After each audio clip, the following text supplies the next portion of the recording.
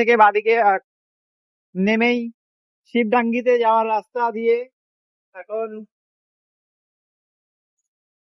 তোমাদেরকে দেখাবো। ঠিক আছে, জায়গা আড্ডা দেওয়ার জন্য এইসব জায়গা খুবই গুরুত্বপূর্ণ, কারণ এই জায়গাগুলোতে আসলে আমরা প্রকৃতির মাঝে হারিয়ে যাই।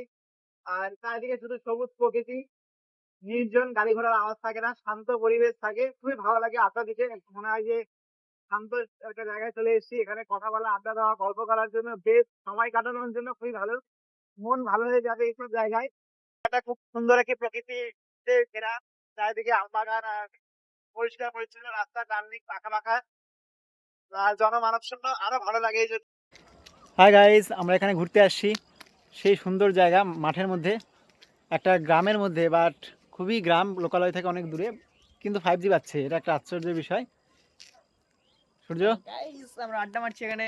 কেমন লাগছে সূর্য এখানে বলতো? ব্যাপক জায়গা গাইস, এখানে যারা আসবে না ভিডিও বানাতে বানাতে বলে খালি ভিডিওই বানায়। হ্যাঁ, এগুলো জায়গায় ভাইরাল হতে পারে না, সেই ভিডিও হবে। একদম টার্নিং গুলো সেই